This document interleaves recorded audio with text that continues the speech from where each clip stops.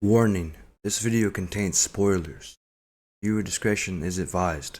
In this video essay, I wish to propose the question of how does temporal zoom and synesthesia connect with character psychologies and the manipulation of space-time to produce an emotional response in the audience.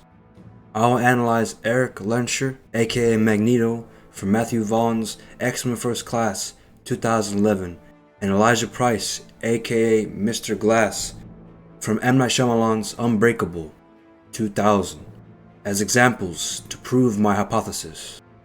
I will be analyzing 4 scenes from flashbacks and scenes that occur in the present that relate to the origins of these two antagonists. Additionally, I will be using scenes that fuse the past and the present into one, which showcase how temporal zoom is incorporated in cinema.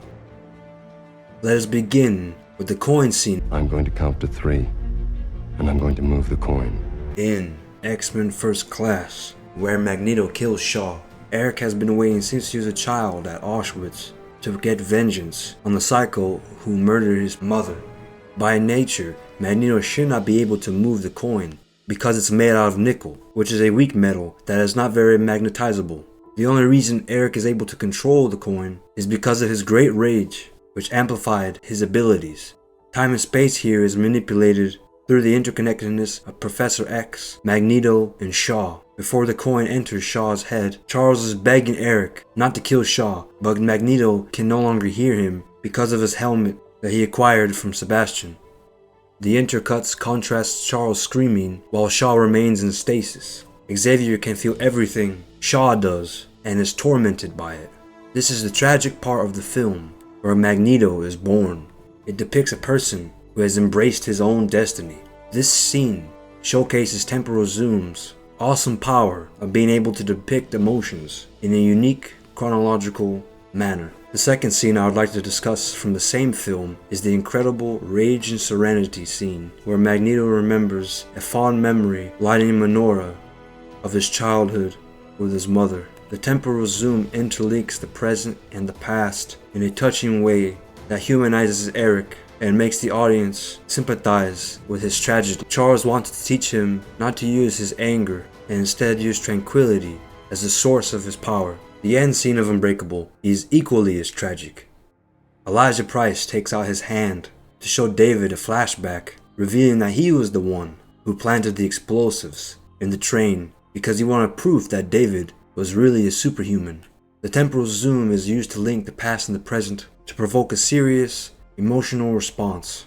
David's telepathic abilities are used to merge the plot moments in a very comic book way. Mr. Glass was born with osteogenesis imperfecta, which makes it where his bones break like glass.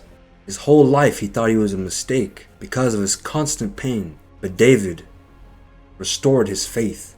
Now that we know who you are,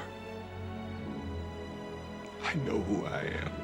Elijah's bone disease directly juxtaposes Vincent Gaine's paper between man and machine, the liminal superhero body. Because Elijah, unlike David and Magneto, does not possess superpowers. Their first and most dangerous enemies are their own bodies. Gaine 13. His disease is a curse. They called me Mr. Glass. Synesthesia is used here to convey plot information and also to externalize David's emotion after he is telepathically connected with Elijah. The final scene I would like to discuss is the flashback scene where Elijah gets a comic book. It's a victory for him to go outside just like any normal human being. The temporal zoom is able to utilize this crucial point in Mr. Glass's origins to explain the present.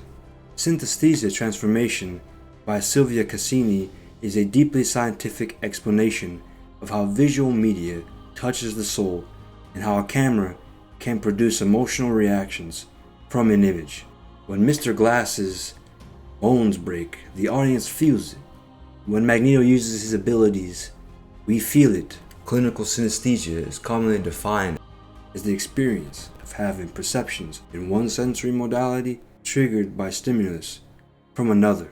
Cassini 1. Eisenstein's paper Essays in film form rejects Lev Kuleshov's traditional view on montage and instead favored a non-rhythmic response to the image's ability to convey emotional meaning. He wrote that images defied time and space, in that they could be combined into one to produce new understanding. These stimuli are heterogeneous as regards their external natures, but their reflex physiological essence binds them together in an iron unity. Eisenstein, 67.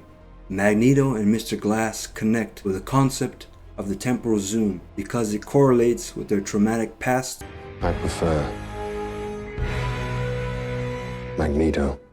And misguided yet sympathetic views. Their pain binds them together throughout time.